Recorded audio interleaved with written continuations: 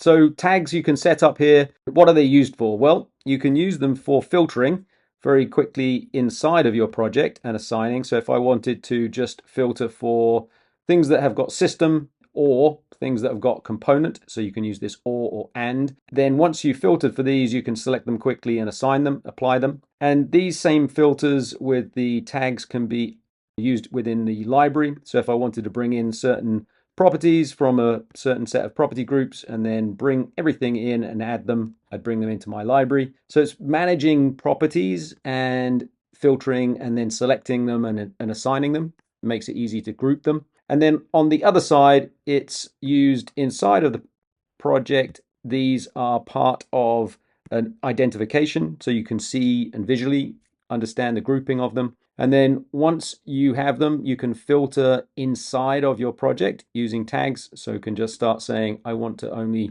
filter with things that have this property with this tag on. And now any of these have got that tag on as well. And then on the exports side of things, we can also export and use filters on these exports. Not available in the handover data, but in the IDS specification, if we wanted to say, I only want system and component, those information requirements that have got those tags, these are ways to export the content and make sure that you're only getting the content that you're looking for.